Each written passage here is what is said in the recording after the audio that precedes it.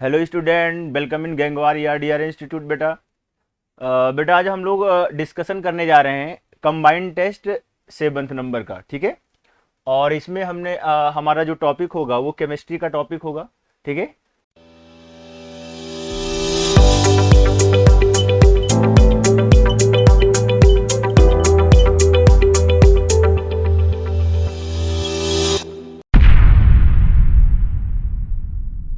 कह रहा what is the characteristic valence shell electronic configuration of 11th group. बहुत simple paper है, कोई लेना देना नहीं है।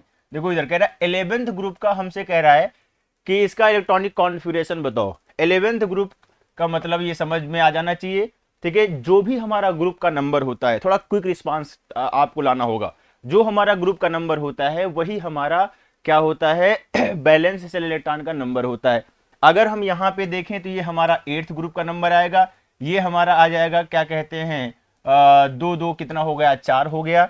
ये हमारा कितना हो जाएगा, लेकिन इस तरीके से अगर मैं बात करूं तो यहाँ पे 9 2 11 जरूर हो जा रहा है, लेकिन यहाँ पे आप देखोगे 10 और 11 हो जा रहा है। ठीक है। ये तो हमने इस तरीके से बताया, लेकिन ये हमारा ND नहीं होता। बात समझ में आ रहे हो ना। यहाँ पर अगर आप समझोगे तो ये हमारी अल्टीमेट सेल होती है, और जो हमारी इनर वाली होती है वो होती है पिनल्टीमेट। ठीक है। अल्टीमेट पिनल्टीमेट, यानी कि आउटर मोस्ट ऑर्बिट n है, तो ये हमारी इनर वाली क्या होनी चाहिए, n-1 होना चाहिए। इस वजह से हमारा कौन सा हो जाएगा ऑप्शन डी वाला ऑप्शन बेटा हमारा करेक्ट है। ठीक। यानी 11th ग्रुप का अगर हमसे कहा जाए कि इलेक्ट्रॉनिक कॉन्फ़िगरेशन क्या लिखोगे तो n-1 D10 NS1 लिख लोगे। ठीक है। आगे बढ़ते हैं। Next question, which of the following show the highest lattice energy. Lattice energy directly proportional to क्या होता है बेटा, चार्ज के। चार्ज वो पॉजिटिव भी हो सकता है, नेगेटिव भी हो सकता है। इनवर्सली प्रोपोर्शनल टू किसके होता है बेटा, रेडियस के। अगर हम यहाँ पे चार्ज से देखें तो चार्ज से तो हम निकाल नहीं पाएंगे, सब पर +1 आ रहा है, माइनस माइनस माइनस आ रहा है। इसका मतलब जिसकी रेडियस कम होगी, ठीक है, उसकी क्या कहते हैं, लैटिस एनर्जी हमारी ज्यादा होगी। तो हाईएस्ट लैटिस एनर्जी की बात कर रहा है, और हमारा रेडियस सबसे कम किसकी है, सोडियम, पोटेशियम, रुबिडियम और क्या है, सीजियम। इसका मतलब कौन सा आ जाएगा, सोडियम आ जाएगा। क्लियर है। नेक्स्ट क्वेश्चन की बात करेंगे, which of the following compound iron has the oxidation number +3। कह रहा है कौन है जिसमें ऑक्सीडेशन नंबर +3 आता है। बस कुछ करना नहीं, इसको तोड़ना सीख लो बस। यहाँ पे जो दूसरे का नंबर होता है वो मेरा पहले का चार्ज होता है, और जो मेरा पहले का नंबर होता है वो दूसरे का चार्ज होता है। यानी ये हमारा टूटेगा किसमें, Fe+2 में, और प्लस क्या मेरा भैया 2NO3 इस तरीके से। या 2NO3 की बात क्यों कर रहे हो, सीधा डायरेक्ट, हमें सिर्फ चार्ज से मतलब है, तो हम डायरेक्ट इस तरीके से बात करेंगे। यहाँ पे NO3 माइनस होगा क्योंकि यहाँ नंबर 1 है। ठीक है। यहाँ पर इसको तोड़ोगे तो ये भी हमारा फेरस में कन्वर्ट होगा, और ये C2O4 होता है, -2 ऑक्सिलेट होता है। बोलो मेरा भैया, इसको आप देखोगे तो ये हमारा क्या है, ये 3 है, और 3 के बदले ये हमारे कोऑर्डिनेशन स्फीयर पर +3 आएगा, और ये वाटर हमारा न्यूट्रल है, यही हमारा +3 आ जाएगा। यही वाला ऑप्शन हमारा क्या है, करेक्ट है। बात समझ में आया। और आगे हमें ज्यादा आगे जाने की जरूरत नहीं, सीधा सीधा हमारा +3 ऑक्सीडेशन स्टेट, तुरंत आंसर हमारा आ जाएगा। क्लियर है। Next question, which condition favour the bond formation. कह रहा है कौन है ऐसी कंडीशन है जो हमारी बॉन्ड फॉर्मेशन को क्या करती है, फेवर करती है। तो बॉन्ड फॉर्मेशन का मतलब हुआ बॉन्ड स्ट्रेंथ, और कभी भी किसी भी स्ट्रेंथ की बात कर लिया जाए तो स्ट्रेंथ जो होती है, जिसकी पोटेंशियल एनर्जी, क्या चीज, पोटेंशियल एनर्जी का स्ट्रेंथ का इनवर्स रिलेशन होता है। जिसकी पोटेंशियल एनर्जी कम होगी उसकी स्ट्रेंथ क्या होगी, ज्यादा होगी। तो इसका मतलब ऑप्शन थोड़ा सा देखो, minimum potential and maximum attraction, maximum potential energy no, minimum attraction minimum potential energy no, minimum potential energy maximum attraction. अगर हमारा बॉन्ड जो है हमारा मजबूत होना चाहिए, बॉन्ड का फॉर्मेशन मुझे करना है, तो हमारी जो ये पोटेंशियल एनर्जी क्या होनी चाहिए, मिनिमम होनी चाहिए, और हमारा अट्रैक्शन क्या होना चाहिए, मैक्सिमम होना चाहिए। इसका मतलब कौन सा ऑप्शन सही हो जाएगा, सी वाला ऑप्शन हमारा क्या हो जाएगा, सही हो जाएगा। Next question, which one of the following pair of the atomic number represent element belong to the same group। कह रहा है सेम ग्रुप से कैसे, कौन सा है जो सेम ग्रुप से बिलोंग करता है। तो सेम ग्रुप को देखने के लिए हम देखेंगे आउटर इलेक्ट्रॉनिक कॉन्फ़िगरेशन। पहले वाले ऑप्शन में 13 है, अगर हम इसका इलेक्ट्रॉनिक कॉन्फ़िगरेशन लिखते हैं तो 2 10 18 36 54 86, ये हमारा नोबल गैस है, इसके जरिए हम नोबल गैस को उठा लेंगे। और फिर उसके बाद नेक्स्ट ऑर्बिट में एंट्री मार लेंगे। क्लियर है? इसका मतलब अगर मैं नियान को ले लूं तो नियान 10 हो गया, बोलो मेरा भैया, हीलियम नियान, 2 ऑर्बिट खत्म हुई, तीसरी में घुसोगे, तीसरा क्या लिखोगे 3s1। ये 3s1 इसका मतलब क्या है, ये हमारा फर्स्ट ए ग्रुप का मेंबर है। क्या होगा, क्या हो, यहां पे क्या आ जाएगा 3s1 आ गया। ठीक है, अगर हम यहां पे 31 अगर ले लेता हूं, क्या ले लेता हूं 31, तो हीलियम नियान आर्गन क्रिप्टॉन, आर्गन 18 उठा लो, किसको उठाओगे मेरा भैया, आर्गन 18, और 4s2 होगा, और क्या कहते हैं, और यहां पे आर्गन 18, और ये हमारा क्या हो जाएगा, इस तरीके से भी बात कर सकते हो, यहां पे 4s1, ध्यान दीजिएगा बहुत सिंपल होता है थोड़ा सा, इस तरीके से 4s1 हो जाएगा, 3d क्या होता है मेरा भाई 10। इसका मतलब ये अगर हम यहां पे बात करें तो कह रहा है which of the following pair atomic number represent element belong to the same group.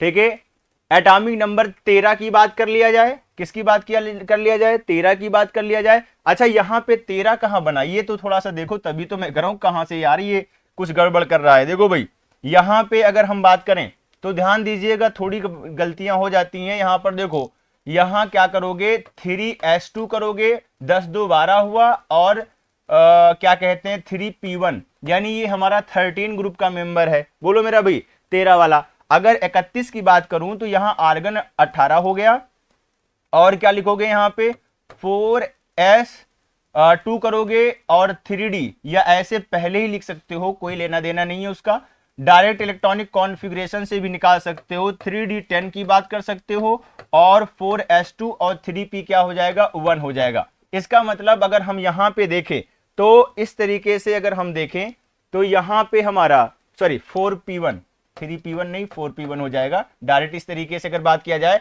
तो ये आउटर इलेक्ट्रॉनिक, अगर इस तरीके से कॉन्फ़िगरेशन हमारा दोनों में क्या है, सेम है। अगर दोनों में सेम है तो लास्ट ऑर्बिट का बैलेंस इलेक्ट्रॉन दोनों का कितना आया, 3 आया।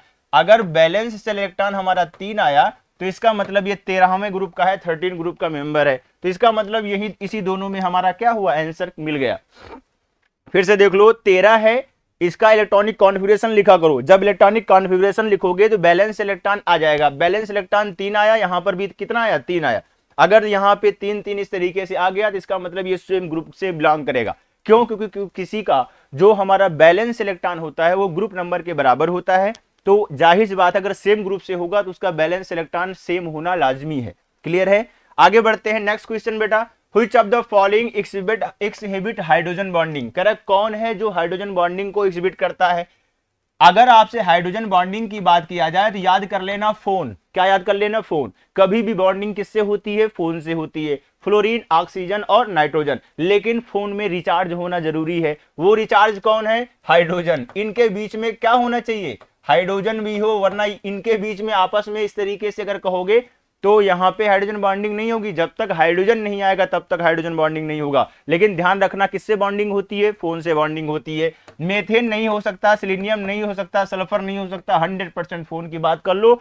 N2 और H4 की बात किया जाए तो यहां पर ये हमारा हाइड्रोजन बॉन्डिंग करेगा। ठीक है, कैसे बॉन्डिंग होती है, फोन से होती है। Next question, which of the following pair of the element belong to the representative group of the element in the periodic table. कह रहा है कौन है जो रिप्रेजेंटेटिव ग्रुप, रिप्रेजेंटेटिव ग्रुप क्या होता है बेटा, बहुत सिंपल है।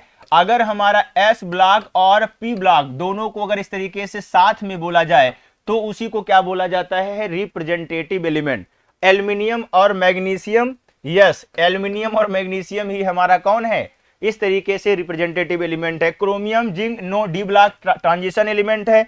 और क्या है, आर्जेंटम की बात किया जाए, एस्टेटिन ये भी नहीं है, लेंथेनाइड ये तो F ब्लॉक में आ गया।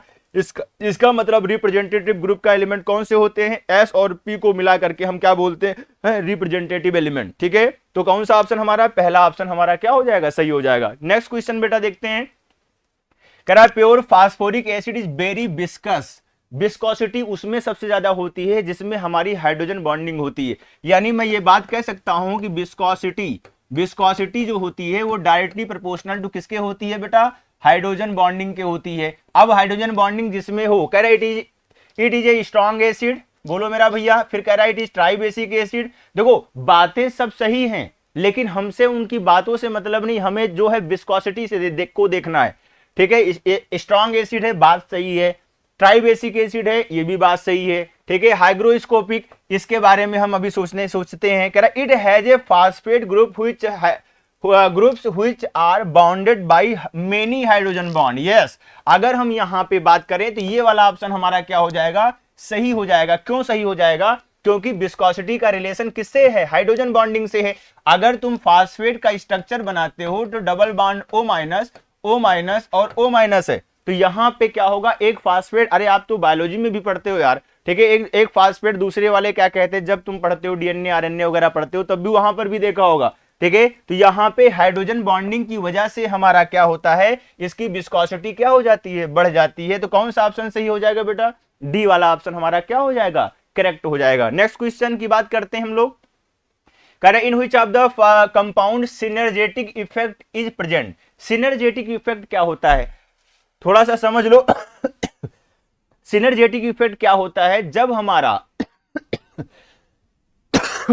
अगर कोई मेटल हो, क्या बेटा, मेटल, अगर हमारा इस तरीके से मेटल है और मेटल का जो है हमारा यहां पे एम्प्टी डी ऑर्बिटल, क्या बोलोगे, एम्प्टी डी ऑर्बिटल मेटल का, और हमारा इस तरीके से अगर बात किया जाए, इस तरीके से बात किया जाए तो एक मिनट, एम्प्टी ऑर्बिटल नहीं, यहां पे देखो, अगर हमारा मेटल का फील्ड ऑर्बिटल हो, क्या हो, filled orbital of metal and empty orbital of क्या मेरा भैया, फील्ड डी ऑर्बिटल की बात कर रहे हैं। ठीक है। और empty orbital of pi anti bonding molecular orbital, poly क्या बोलोगे, पाई एंटी बॉन्डिंग मॉलिक्यूलर ऑर्बिटल के द्वारा जो हमारा बॉन्ड बनता है, उसकी वजह से हमारा जो मेटल और लीजेंड के बीच में जो बॉन्ड होता है वो बड़ा ही स्ट्रांग हो जाता है। बात समझ रहे हो, इसी वजह से इसको क्या बोलते हैं, सिनर्जेटिक इफेक्ट। और ये चीज जनरली ऐसा देखा गया कि जो हमारा लीजेंड क्या होता है, न्यूट्रल वाला होता है, और न्यूट्रल के साथ साथ अगर बात किया जाए तो कार्बन मोनोऑक्साइड जैसे हमारे एक कंपाउंड हैं, तो इस केस में क्या होता है, एम्प्टी डी ऑर्बिटल, सॉरी, इसमें पाई एंटी बॉन्डिंग मॉलिक्यूलर ऑर्बिटल मिल जाते हैं, और पाई एंटी बॉन्डिंग मॉलिक्यूलर ऑर्बिटल की वजह से क्या होता है यहां पे, ठीक है, सीओ के केस में ऐसा होता है, सीओ के केस में यहां पर पाई एंटी बॉन्डिंग मॉलिक्यूलर ऑर्बिटल मिलते हैं, इसकी वजह से इनकी बॉन्ड स्ट्रेंथ क्या हो जाती है, बढ़ जाती है, इस वजह से सिनर्जेटिक इफेक्ट आता है। और इसका ऑप्शन कौन सा ऑप्शन होगा, पहला वाला ऑप्शन हो जाएगा, क्योंकि ये हमारा NiCO का होल 4 है, यहां नहीं हो सकता, यहां पर भी नहीं हो सकता, और यहां पर भी नहीं हो सकता। ठीक है, क्यों, क्योंकि पाई एंटी बॉन्डिंग की बात हम कहां पर बात करेंगे, डाई एटॉमिक बोले तो मॉलिक्यूल की बात किया जाता है, और वो डाई एटॉमिक मॉलिक्यूल कौन है, कार्बन मोनोऑक्साइड है, जिसमें ये चीज देखी गई। ठीक है, तो कौन सा ऑप्शन हमारा सही हो जाएगा, ठीक है, कार्बन मोनोऑक्साइड को देख करके मार दिया करो, हो जाता है काम। ठीक है, हम आपको थोड़ा सा ऐसे बता रहा हूं, रॉन्गली थोड़ा ध्यान देना, वरना फिर पता लगे सर आपने तो बोला था। ठीक है, तो ये चीजें हो गई। आगे बढ़ते हैं, next question. In the general electronic configuration n-2 F1 to 14 है, n-1 D0 to 1 है, NH2 है। कह रहा है अगर यहाँ पे n की वैल्यू 7 है, n की वैल्यू क्या है, 7 है, तो ये 7H2 हो जाएगा, यहाँ पे 6D 0 से 1 हो जाएगा, बोलो मेरा भाई, और ये हमारा क्या हो जाएगा 5। ठीक है, 5F12 क्या होगा 14। अरे यार 5F की बात आती है तो हमारा एक्टिनाइड की बात आ जाती है, समझ में आया। 4F में जब एंट्री होती है तो वो लैंथोनाइड होता है, 5F में एंट्री होती है तो हमारा क्या होता है, एक्टिनाइड होता है। ठीक है, ये इतना याद कर लो, इतने से काम चल जाएगा। नेक्स्ट क्वेश्चन कह रहा है स्क्वायर प्लेनर कॉम्प्लेक्स का फॉर्मेशन होता है ऑफ प्लेटिनम सेकेंड, बोले तो PTNS3 BrCl पायरिडीन +2 लगा है। How many isomeric form are possible, यहां पे कितने आइसोमेरिक फॉर्म पॉसिबल होते हैं, तो मैं आपको बता दूं, जब कभी भी हमारा Ma4 टाइप का आ जाए, क्या आ जाए, Ma4 टाइप का, तो याद कर लेना यहां पे 3 आइसोमर होते हैं। ठीक है, इसमें ज्यादा कुछ दिमाग लगाने की जरूरत नहीं, स्ट्रक्चर बनाना चाहते हो तो आप बना भी सकते हो। जैसे प्लेटिनम है, यहां पर क्या होगा, पायरिडीन ले लो, यहां पर हम इस तरीके से चलो क्लोरीन ले लेते हैं, यहां पर हमारा अमोनिया हो जाएगा, और यहां पर हमारा कौन बचा मेरा भैया, ब्रोमीन। इस तरीके से एक स्ट्रक्चर ये बनेगा, फिर एक को रोक लिया जाता है, फिर दोबारा राउंड करोगे, फिर तीबारा राउंड करोगे, फिर जैसे चौथी बार करने लगोगे रिपीट होने लगेगा। इसका मतलब ये हुआ कभी भी अगर हमारे सारे के सारे मोनोडेंटेट लीजेंड, ये सारे के सारे मोनोडेंटेट है, एक लोन पेयर देंगे सारे के सारे, ठीक है। ये पायरिडीन भी मोनोडेंटेट है, क्लोराइड ब्रोमाइड अमोनिया भी क्या है, मोनोडेंटेट, एक लीजेंड देता है, बात समझ में, सॉरी एक लोन पेयर देता है। ऐसे लीजेंड जो एक लोन पेयर देते हैं सेंट्रल एटम को, ठीक है, उसे बोलते हैं मोनोडेंटेट लीजेंड। उसमें कितने आइसोमर का फॉर्मेशन हो सकता है, केवल 3 का, ठीक है। कैसे हो सकता है मैंने बता दिया, एक को रोको फिर इसको राउंड करो, जैसे तीसरी से चौथी बार जाओगे ये हमारा रिपीट होने लगेगा। बात समझ में आया। नेक्स्ट क्वेश्चन की बात करेंगे, इसको वैसे याद क्या करो, चार अगर हमारे चारों के चारों क्या हैं, डिफरेंट हैं, तो 100% यहां पर कितने आइसोमर होंगे, 3 होंगे बस, ठीक है। नेक्स्ट क्वेश्चन 11th हो गया। 12th में कह रहा है पिक, हाँ कह रहा है pick the correct name of the CONH3 का होल 5ClCl2। इसको नाम को लिखते वक्त सबसे पहले यह देखा जाता है कि क्या हमारे कोऑर्डिनेशन स्फीयर का पर पॉजिटिव चार्ज है या निगेटिव चार्ज है। तो यहां पर 2 क्लोरीन है, इसके बदले हमारा क्या आएगा, यहां +2 आएगा। अगर +2 आया तो एक क्लोरीन और भी है, यहां पर हमारा ऑक्सीडेशन नंबर +3 आएगा। 2 चीजें क्लियर करनी होती है, पहले तो सेंट्रल एटम पर ऑक्सीडेशन नंबर को देख लो, जो कि हमारा इस तरीके से सब में थर्ड दिया गया है, इससे तो कोई फर्क पड़ने वाला नहीं है फिलहाल। यहां पे भी थर्ड है, यहां पर भी थर्ड है, ये सेकंड है, ये तो गया वैसे ही, ये ऑप्शन तो हमारा वैसे ही खत्म हो गया। क्यों, क्योंकि ऑक्सीडेशन नंबर को सेटिस्फाइड नहीं कर रहा है। और दूसरी बात, यहां पर सबसे पहले हम क्या करते हैं, हम पहले यहां पर क्या करते हैं, जो हमारा लीजेंट होता है उसका नाम पहले लिखा जाता है, लेकिन IUPAC जो भी यहां पर नाम लिखा जाता है वो अल्फाबेटिकली लिखा जाता है। अल्फाबेटिकली अगर हम बात करें तो यहां पर क्या होगा, यहां पर हम बात करेंगे क्या है, यहां पर देखो, यहां पे अगर बात करते तो अमोनिया है तो इसको तो अमाइन बोलेंगे, लेकिन 5 है तो पेंटा अमाइन का P बाद में आता है, ठीक है। लेकिन यहां पर क्लोरीन का C क्या होता है, पहले आता है, तो हम यहां पर बोलेंगे क्लोरो पेंटा अमाइन, और यहां पे हमारे कोऑर्डिनेशन स्फीयर पर प्लस चार्ज है तो सीधा सीधा कोबाल्ट बोलेंगे। क्या बोलेंगे, कोबाल्ट, नॉट कोबाल्टी, ठीक है। क्या बोलेंगे, कोबाल्ट। और यहां पर ऑक्सीडेशन नंबर कितना है, 3 है, और ये क्लोराइड हमारा बाहर है तो सीधा सीधा क्लोराइड लिख दिया जाता है, यहां डाई ट्राई नहीं लगाया जाता। समझ पा रहे हो। अब ये चीजें तुम्हें सर लोगों ने पढ़ाया होगा, ठीक है, ये सही चीजें आपको आती है, ये मैं मान के चलता हूं। बस आपको सीधा सीधा हम इस तरीके से बात करेंगे, बस ज्यादा बात नहीं करेंगे। क्या, क्लोरो पेंटा अमाइन कोबाल्ट थर्ड क्लोराइड का फॉर्मेशन हो जाएगा। कहने का मतलब कौन सा ऑप्शन सही होगा बेटा, C वाला ऑप्शन हमारा क्या हो जाएगा, सही हो जाएगा। Next question, which of the following element is a metalloid, ठीक है। यहां पर देखा होगा आपने P ब्लॉक में ऐसे ऐसे इस तरीके से हमारा खाना बना हुआ होगा। इधर हमारा क्या होता है, नॉन मेटल, पूरी पीरियोडिक टेबल तुम्हें याद होनी चाहिए। इधर हमारा क्या होता है, मेटल, पूरा S ब्लॉक मेटल है, पूरा D ब्लॉक मेटल है, पूरा F ब्लॉक मेटल है, P ब्लॉक के अंदर भी इधर वाला नॉन मेटल है, इधर वाला हमारा क्या मेटल है। जो यहां पर आते हैं वो हमारे कौन है, मेटलॉइड है। और यहां पर कौन आता है, जर्मीनियम, कौन आता है, जर्मीनियम, बिस्मथ, टिन ये लोग मेटल, ये हमारे कौन है, मेटल हैं, ये भी मेटल होगा, ये हमारा नॉन मेटल होगा, ये हमारा कौन होगा मेरा भैया, मेटलॉइड होगा, कौन, जर्मीनियम, ठीक है। जर्मीनियम यानी सिलिकॉन सेमीकंडक्टर का इस्तेमाल होता है, तुम्हें पता होगा। फिलहाल आगे बढ़ते हैं हम। Each carbon in the carbon सब ऑक्साइड इज, कह रहा है प्रत्येक कार्बन का हाइब्रिडाइजेशन क्या होगा। कार्बन सब ऑक्साइड की बात किया जाए तो चौथा बोले तो 14वां क्वेश्चन चल रहा है, 14th नंबर, कार्बन सब ऑक्साइड। कार्बन सब ऑक्साइड का पहले फार्मूला आपको पता होना चाहिए, C3O2 होता है बेटा। अगर C3O2 का स्ट्रक्चर बनाऊं तो ये double bond C double bond O, इस तरीके से ये स्ट्रक्चर बना करता है। अगर ये स्ट्रक्चर अगर हमारा बना तो ये हमारा क्या है, लीनियर स्ट्रक्चर बनता है। कैसा होता है, लीनियर होता है बेटा। कैसा होगा, लीनियर होगा। और इसका स्ट्रक्चर ऐसे है, और यहां पर कैसे, ये सिग्मा ये पाई, और ये क्या होगा, ये पाई। आप देखोगे हर एक कार्बन का हाइब्रिडाइजेशन sp निकल के आएगा। क्या निकल के आएगा बेटा, क्योंकि ये सिग्मा है, ये पाई है, ये सिग्मा है, ये पाई है, ठीक है। दो क्या कहते हैं, बॉन्ड पेयर आ रहा है, लोन पेयर है भी नहीं। तो यहां पर कौन सा हाइब्रिडाइजेशन, sp हाइब्रिडाइजेशन हमारा क्या होगा, आ जाएगा। किसमें, कार्बन सब ऑक्साइड। कार्बन सब ऑक्साइड के हाइब्रिडाइजेशन को जानने के लिए पहले तो सबसे बड़ी बात यह है कि कार्बन सब ऑक्साइड का फार्मूला तुम्हें याद होना चाहिए। दूसरी बात, इसका स्ट्रक्चर बनाना आना चाहिए। उसके बाद फिर क्या कहते हैं, हाइब्रिडाइजेशन तो निकाल ही लोगे बेटा, ठीक है। आगे बढ़ते हैं, नेक्स्ट क्वेश्चन कह रहा है एक group of the atom can function as ligand. कह रहा है एक ग्रुप ऑफ एटम जो होता है वो एक लीजेंड की तरीके काम करता है। लीजेंड क्या होता है, जो लोन पेयर को देते हैं सेंट्रल एटम को।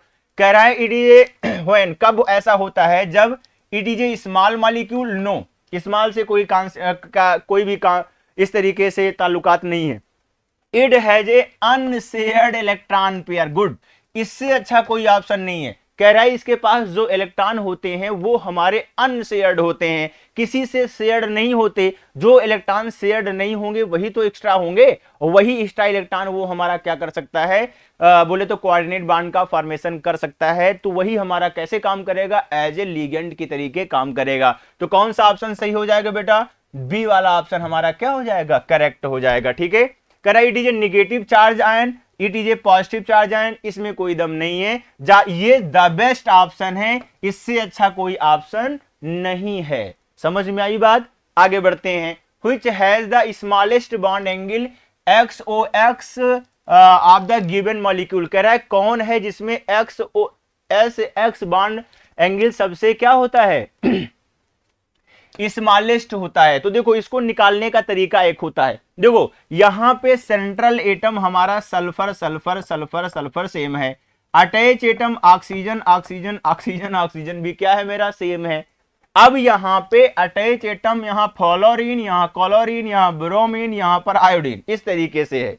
आपको मैं बता दूं जो हमारा बॉन्ड एंगल होता है वो डायरेक्टली प्रोपोर्शनल होता है इलेक्ट्रोनेगेटिविटी ऑफ सेंट्रल एटम, और इनवर्सली प्रोपोर्शनल टू होता है इलेक्ट्रोनेगेटिविटी ऑफ अटैच एटम। ये सारी चीजें मुझसे सीख लो बेटा, ठीक है। ये सब बहुत क्विक रिस्पांस आएगा आपको, अभी आप देख ही रहे होगे। तो जिसकी अच्छा सेंट्रल एटम सेम है, तो सेम सेंट्रल एटम है तो हम यहां निकाल नहीं सकते। ये वाला अटैच एटम भी सेम लग रहा है, लग क्या रहा है ही है, तो भी नहीं दिखा सकता। यहां पे इधर देखा जाएगा जिसकी इलेक्ट्रोनेगेटिविटी ज्यादा होगी अटैच एटम की, उसका बॉन्ड एंगल हमारा कम होगा। और स्मॉलेस्ट पूछा है, तो ये बात तुम्हें पता है विधिवत तरीके से कि इलेक्ट्रोनेगेटिविटी फ्लोरीन की सबसे हाईएस्ट होती है। तो कौन सा ऑप्शन हो जाएगा, OSF2 हो जाएगा। इसमें कुछ भी करने की जरूरत नहीं है, देख रहे होंगे आप किस तरीके से डायरेक्ट आंसर हम आपको प्रोवाइड कर रहे हैं। नेक्स्ट क्वेश्चन बेटा, Which one is the ambident legend? Ambident का मतलब होता है दोगलापन। कहने का मतलब क्या है, दोनों साइड से इस तरीके से काम करे। एम्बिडेंट का मतलब ये होता है कि कोई भी ऐसा क्या हो, कंपाउंड या मॉलिक्यूल हो जहां पे एक लोन पेयर कोई दूसरा एटम हमारा एज ए डोनेट कर सकता हो, और वही मॉलिक्यूल के अंदर दूसरा एटम भी डोनेट कर सकता हो। जैसे अगर मैं यहां पे एग्जांपल दूंगा मैं आपको, एक होता है NO2 माइनस, एक होता है ONO माइनस, बात समझ में आया। यहां पे नाइट्रोजन, यहां पे ऑक्सीजन। आपने साइनाइड पढ़ा होगा, आइसोसाइनाइड पढ़ा होगा। ये सारे के सारे एग्जाम्पल हमारे कैसे होते हैं, एम्बिडेंट एम्बिडेंट न्यूक्लियोफाइल या एम्बिडेंट लिगेंड बोल सकते हो, कोई लेना देना नहीं है। तो कौन सा ऑप्शन हमारा हो जाएगा बेटा, साइनाइड हो जाएगा। अमोनिया क्या कहते हैं, मोनोडेंटेट है, ये भी मोनोडेंटेट है, साइनाइड भी, लेकिन मोनोडेंटेट का मतलब एक बार नाइट्रोजन एज लीजेंड की तरीके काम करेगा, लोन पेयर को देगा, एक बार कार्बन देगा, बात समझ रहे हो। इस वजह से ये हमारा कौन है, एम्बिडेंटेट है, दोनों तरीके से काम करेगा। समझ लो, दोनों ही हाथ से लोन पेयर दे सकता है, लेकिन एक टाइम पर एक ही लोन पेयर क्या करेगा, देगा। क्यों, क्योंकि ये मोनोडेंटेट है, समझिएगा, मोनोडेंटेट टाइप का एम्बिडेंट लीजेंट है, ध्यान दीजिएगा। नेक्स्ट क्वेश्चन बेटा, कह रहा है which one of the following statement related to the modern periodic table is incorrect. ये चीज हम बहुत ध्यान देते हैं, इनकरेक्ट और करेक्ट के बारे में अगर कोई बात करता है तो ये बात थोड़ी ध्यान देने योग्य बातें होती हैं। इनकरेक्ट पूछा है, कह रहा है P block has 6 column, yes, 13, 14, 15, 16, 17, 18, 6 column है, गुड, सही बात है। Because maximum 6 electron can occupy in the orbital of the P subshell, yes. अगर मैं पी ब्लॉक का इलेक्ट्रॉनिक कॉन्फिगरेशन लिखता हूं तो NH2 होता है, NP12 क्या होता है बेटा, 6 होता है।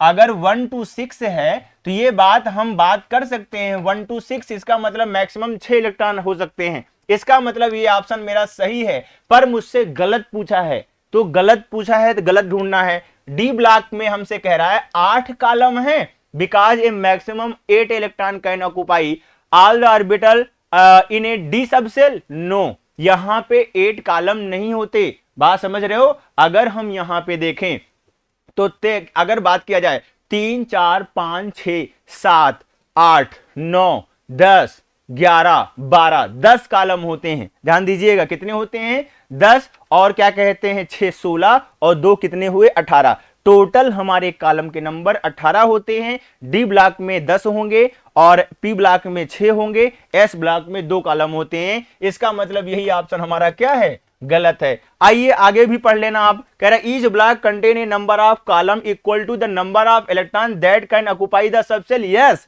ठीक है। अगर हमसे कहा जाए प्रत्येक ब्लॉक जो है कंटेन रखता है number of column equal to number of electron that occupy subshell. Yes, उस सबसेल में जितने नंबर ऑफ इलेक्ट्रॉन होते हैं उतने नंबर ऑफ का कॉलम पाया जाएगा। क्यों? क्योंकि पहले एक एक इलेक्ट्रॉन भरेगा, फिर वो डबल डबल करेगा, तो 100% वही बैलेंस सेल इलेक्ट्रॉन ही तो बन के तैयार होगा। ठीक है, जितने नंबर ऑफ बैलेंस इलेक्ट्रॉन होके तैयार होंगे उतने नंबर ऑफ कॉलम आप बोल सकते हो। कहने का मतलब मेरी समझ लेना, उस सॉरी बैलेंस इलेक्ट्रॉन ना बोलो, उस सबसेल के अंदर जिस ब्लॉक से बिलोंग कर रहा है उस ब्लॉक, जैसे पी ब्लॉक है तो पी में कितने इलेक्ट्रॉन भर सकते हैं, बोलो मेरा भैया 6, तो 6 कॉलम हुए। एस में कितने इलेक्ट्रॉन भर सकते हैं 2, तो 2 कॉलम हुए। डी में कितने इलेक्ट्रॉन भर सकते हैं, बोलो मेरा भैया 10, तो 10 कॉलम हुए या नहीं हुए। पहले एक एक इलेक्ट्रॉन भरेंगे फिर डबल आना शुरू करेंगे। तो यही बात हमसे बोलना चाह रहा है कि प्रत्येक ब्लॉक के में नंबर ऑफ जो कॉलम होते हैं वो हमारे नंबर ऑफ इलेक्ट्रॉन के बराबर होते हैं उस सबसेल में, बैलेंस इलेक्ट्रॉन नहीं। जो जिस क्या कहते हैं ब्लॉक से बिलोंग कर रहा है, जैसे पी ब्लॉक हुआ तो पी में 6 होते हैं। डी ब्लॉक में कितने इलेक्ट्रॉन भर सकते हैं मैक्सिमम 10, तो 10 हुए। एस में 2 तो 2 हुए। ठीक है, पहले S1 होगा फिर S2 होगा, उसी तरीके से बोल रहा है। इसका मतलब ये भी बात क्या बोल रहा है, सही बोल रहा है। फिर कह रहा है द ब्लॉक इंडिकेट, ये ब्लॉक जो है इंडिकेट करेगा value of azimuthal quantum number. Yes, ठीक है, अगर किसी भी एटम का इलेक्ट्रॉनिक कॉन्फ़िगरेशन लिखते हो आप, और अगर लास्ट ऑर्बिट का जो इलेक्ट्रॉन होगा, ठीक है, जिस सबसेल से बिलोंग करता है, या ऐसे बोल सकते हो बैलेंस इलेक्ट्रॉन में जो लास्ट ऑर्बिट में इलेक्ट्रॉन जो बिलोंग करता है, जो उसकी एजीमुथल क्वांटम नंबर बनेगी, यानी सबसेल जो होगा वही सबसेल हमारा एज ए ब्लॉक होता है। बात समझ में आया। और जो इलेक्ट्रॉन होता है वो टोटल बैलेंस इलेक्ट्रॉन, वो ग्रुप का नंबर होता है। बात समझ रहे हो। और जो हमारी लास्ट ऑर्बिट होती है, सेल होती है, वो उसका पीरियड होता है। ये चीजें सब आप पढ़े होगे। इसका मतलब कौन सा ऑप्शन सही हो जाएगा मेरा, बी वाला ऑप्शन हमारा क्या हो जाएगा, सही हो जाएगा। ठीक है, ये सब चीजें हमने कंफर्म कर दिया।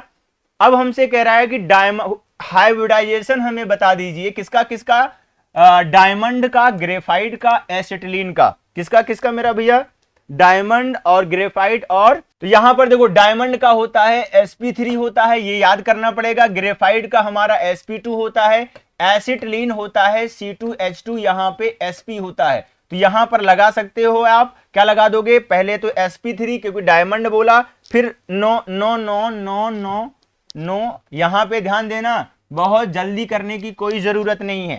पहले sp3 है, डायमंड है, फिर ग्रेफाइट sp2 है, फिर sp है। कौन सा ऑप्शन सही हो जाएगा बेटा, पहला ऑप्शन हमारा क्या हो जाएगा, करेक्ट हो जाएगा।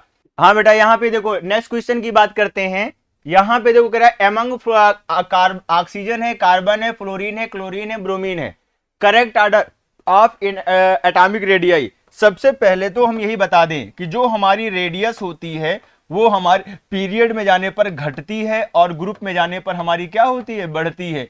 ये हमारा इस तरीके से है। अब इसको हम पीरियोडिक टेबल के तरीके अरेंज कर लेते हैं। कैसे अरेंज करेंगे बेटा, देखो भैया, ये फ्लोरीन है, ये क्लोरीन है, ये ब्रोमीन है, ये कार्बन है, ये ऑक्सीजन है। इस तरीके से ही शायद हमें इतना ही दिया गया है, बोलो भैया।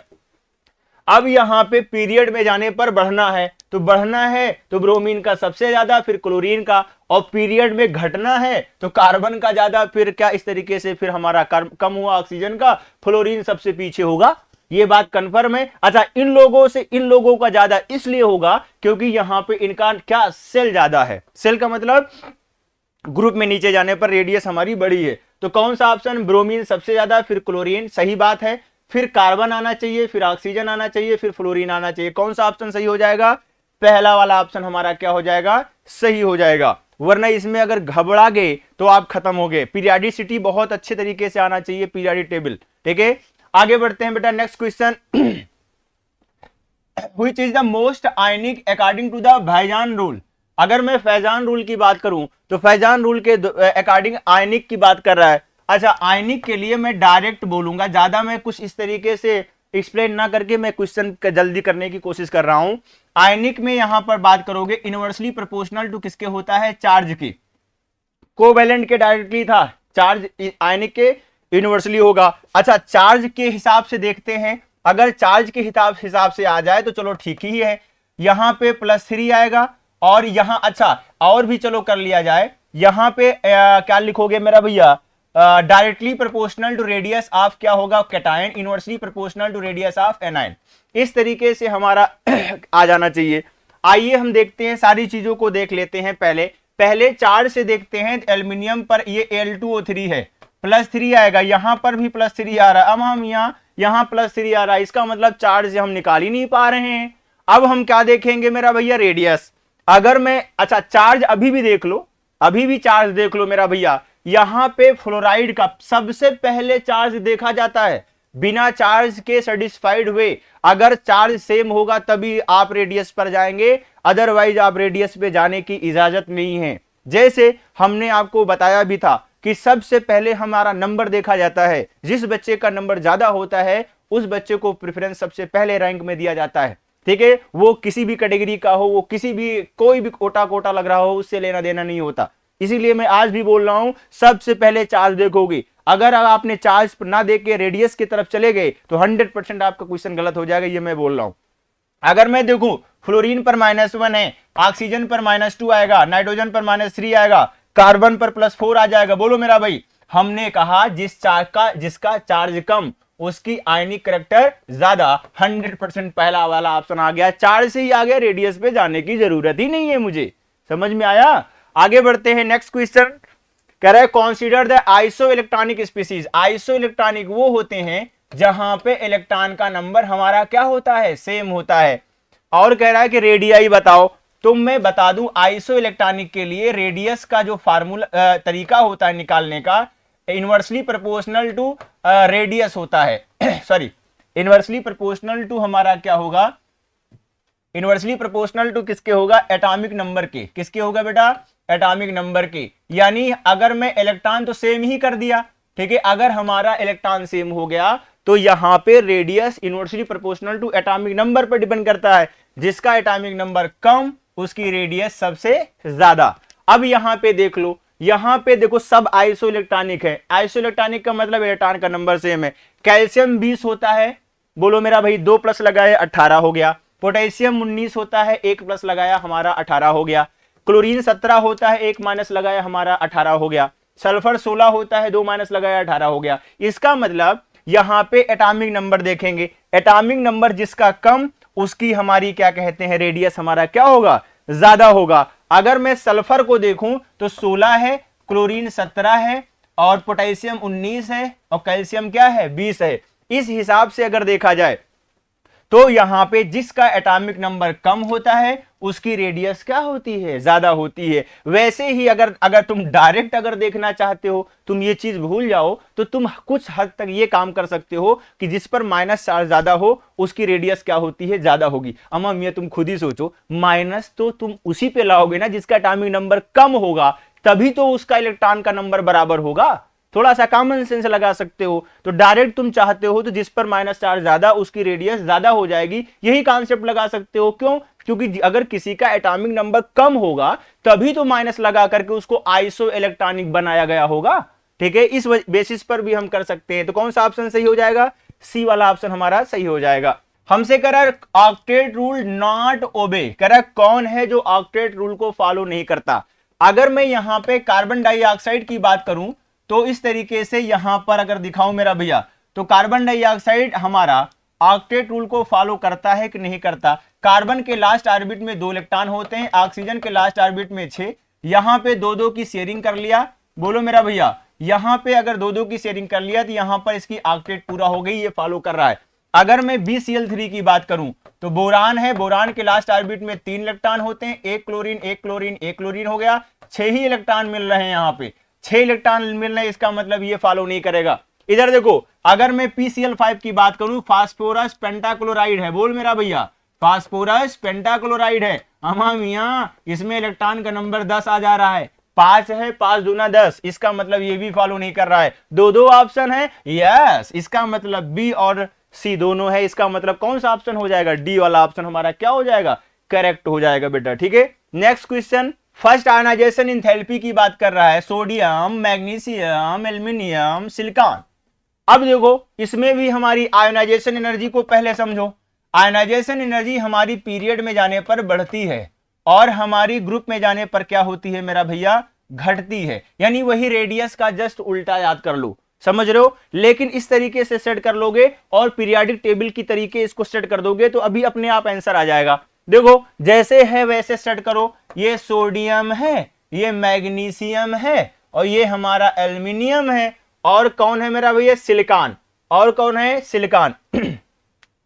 सोडियम 11, मैग्नीशियम 12, एल्यूमिनियम 13, और सिलिकॉन हमारा क्या है, इस तरीके से 14, इस तरीके से है। अब यहां पे कुछ करने नहीं है, हमारा इस तरीके से कहां जा रहे हो मेरा भाई, सोडियम, मैग्नीशियम, एल्यूमिनियम, सिलिकॉन। जैसे जैसे आप पीरियड में जाओगे वैसे वैसे हमारी क्या होगी, आयोनाइजेशन एनर्जी बढ़ेगी। यही गलती तुम करोगे, यही गलती तुम करोगे। क्यों गलती करोगे, क्यों ये गलती करके मैं दिखा रहा हूं, ध्यान दीजिएगा। यहां पे जब हमारा ये देखा जाता है, ये बात सच है कि पीरियड में जाने पर आयोनाइजेशन एनर्जी बढ़ती है, लेकिन ग्रुप में जाने पर क्या होती है, घटती है। लेकिन पीरियड में जब जाओ तो हाफ फिल्ड फुल फील्ड देखते जाना, जिसकी हाफ फील्ड या फुल फील्ड हो जाती है वो अपने बगल वाले से, यानी इस तरीके से अगर इस तरफ जा रहे हो तो यहां पे पीरियड में अगर जा रहे हो आप, तो उस जो हाफ फील्ड फुल फील्ड होगा उसको बगल वाले से ज्यादा हो जाती है। जैसे अगर मैं यहां पे कौन कौन था मेरा भाई, सोडियम, यहां सोडियम है, कौन है मेरा भैया, सोडियम है। देखो, तो चलो सोडियम तो कोई लेना देना नहीं, सोडियम क्या होगा यहां पे, इस तरीके से हीलियम, नियॉन, और क्या कहते हैं, आर्गन, यानी ये 3s1 हो रहा है। और मैग्नीशियम भैया ये 3s2 हो रहा है, ये हमारा फुलफिल्ड है। और अगर मैं एल्यूमिनियम की बात करूं तो एल्यूमिनियम हो जाएगा क्या, 3p1 लास्ट में हो रहा है। तो ये S की स्टेबिलिटी ज्यादा है, S2 की स्टेबिलिटी किससे, 3p1 से। इस वजह से सबसे ज्यादा सिलिकॉन का होगा, फिर किसका होगा, मैग्नीशियम का होगा, फिर क्या होगा, एल्यूमिनियम का होगा। सेकेंड ग्रुप के एलिमेंट की एनर्जी थर्ड वाले से ज्यादा होती है और 15 वाले की 16 वाले से ज्यादा होती है। 15 वाले की 16 वाले से ज्यादा होने का रीजन हाफ फील्ड है, और सेकेंड ग्रुप का थर्ड वाले से, या 13 बोल सकते हो क्योंकि IUPAC क्या कहता है कि सीधा सीधा आप इसको first day, second day, third day भूल जाओ, सीधा सीधा 13, 14 इस तरीके से करो। तो कहने का मतलब मेरा समझ में आ गया होगा, ये फुलफिल्ड है S2 और ये हमारा क्या है, P1 में एक इलेक्ट्रॉन है। इस वजह से अगर देखा जाएगा तो मैग्नीशियम की आयोनाइजेशन एनर्जी क्या होगी, ज्यादा होगी। और पहली वाली ही बोला है, तो पहली एनर्जी इलेक्ट्रॉन को निकालने के लिए, यानी minimum energy required to release an electron from isolated gaseous atom is known as ionization energy. इस वजह से हमारा कौन सा ऑप्शन सही हो जाएगा, सिलिकॉन, मैग्नीशियम, एल्यूमिनियम, उसके बाद कौन, सोडियम। कौन सा ऑप्शन सही हो जाएगा, बी वाला ऑप्शन हमारा क्या हो जाएगा, करेक्ट हो जाएगा बेटा। ठीक, नेक्स्ट क्वेश्चन। हाँ बेटा, नेक्स्ट क्वेश्चन की बात करेंगे, 24 हो गया, 25 की बात करेंगे। कह रहा है कोई एक्स एलिमेंट है, वाई एलिमेंट है, जेड एलिमेंट है, जिसका एटॉमिक नंबर 19 है, 37 है और 55 है। कह रहे which of the following statement is true, कौन सा एलिमेंट, कौन सा स्टेटमेंट है जो सही है। आइए पहले इनको देख लेते हैं, ये है साहब कौन, ये एक्स है कौन, 19, और वाई है कौन, 37, और जेड है कौन, 55। ठीक है, इनका पहले इलेक्ट्रॉनिक कॉन्फ़िगरेशन लिखो तब समझ में आएगा, क्योंकि आयनाइजेशन पोटेंशियल पूछा जा रहा है, dear ionization potential would increases with increase in atomic number. कह रहा है जैसे जैसे इनका एटॉमिक नंबर बढ़ता है, क्या इनका आयनाइजेशन पोटेंशियल बढ़ता है, तो ऐसा तो हो ही नहीं सकता फिलहाल। कि एटॉमिक नंबर बढ़े और आयोनाइजेशन एनर्जी भी बढ़े इन ग्रुप, अगर सेम ग्रुप से अगर बिलोंग कर रहे हैं तब। आइए देखो कहां से बिलोंग कर रहे हैं, ये ग्रुप वाले हैं कि पीरियड वाले हैं, कौन है, इनके इलेक्ट्रॉनिक कॉन्फ़िगरेशन को देखते ही पता चल जाएगा। अब देखो, क्योंकि ये वैसे तो हमें पता है, सबको याद होगा इस तरीके से, लेकिन हम यहां पर बात करेंगे आर्गन 18, और आर्गन 18 का मतलब हुआ हीलियम, नियान हीलियम, नियान, आर्गन। आर्गन का मतलब 3 हो गया, 4s1। इधर देखो, ये 4th पीरियड का मेंबर है, इसका मतलब ये कौन है हमारा, पोटेशियम है। बोलो मेरा भाई, लिथियम, सोडियम, पोटेशियम। और यहाँ हाइड्रोजन होता ही नहीं, हाइड्रोजन, लिथियम, सोडियम, पोटेशियम, इस तरीके से ओके हो गया। अगर यहाँ पे बात किया जाए तो 2 10 18 36 54 86, तो 36 करेंगे तो 2 10 18 36 54 यानी 5s1। इसका मतलब ये कौन है, लिथियम, सोडियम, पोटेशियम, ये हमारा रुबिडियम साहब है, इनको पहचान लो। और ये हमारा कौन है, 54 55 है, तो 10 क्या है, 2 10 18 36 54 86, तो 54 पे आ जाते हैं। तो 54 होता क्या है, हीलियम, नियान, आर्गन, क्रिप्टॉन, जेनान, और क्या मेरा भाई, रेडान। तो आर्गन हो गया हीलियम, नियान, आर्गन, क्रिप्टॉन, और उसके बाद क्या होगा मेरा भाई, जेनान। ठीक है, जेनान 54 होता है, और ये हमारा हो जाएगा 6s1। इसका मतलब ये हमारा कौन सा है, फर्स्ट ए ग्रुप का मेंबर है, क्लियर हो गया। और ये है कौन मेरा भैया, लिथियम, सोडियम, पोटेशियम, रुबिडियम, ये हमारे सीजियम साहब हैं। इसका मतलब जैसे जैसे हम नीचे जाएंगे वैसे वैसे इनकी आयोनाइजेशन एनर्जी क्या होगी, घटेगी। और जब घटी तो इसका मतलब their ionization potential would increase, no no never. Y would have an ionization potential, कह रहा है in between those of X and Y. कह रहा है आयोनाइजेशन पोटेंशियल वाई का एक्स से ज्यादा, और सॉरी कहने का मतलब एक्स और वाई के एक्स और जेड के बीच में है। यस, अगर मैं आयोनाइजेशन पोटेंशियल देखूं तो एक्स का सबसे ज्यादा होगा, फिर वाई का होगा, फिर जेड का होगा। इसका मतलब बी वाला ऑप्शन ही हमारा क्या हो जाएगा, सही हो जाएगा। कह रहा Y would have an ionization potential in between x and Z. Yes, क्योंकि वाई हमारा बीच में आ रहा है, जैसे जैसे हम नीचे जाते हैं ग्रुप में हमारी आयोनाइजेशन एनर्जी क्या होती है, घटती है। जब घटेगी तो इस तरीके का ऑप्शन हमारा बड़ा बढ़िया क्वेश्चन था। इस तरीके से थ्योरेटिकली कहने का मतलब इस तरीके से पहले इसको पहचानो, और पहचान तभी पाओगे जब तुम इलेक्ट्रॉनिक कॉन्फ़िगरेशन लिख पाओगे, तभी पता चल पाएगा कि वो कौन से ग्रुप का मेंबर है।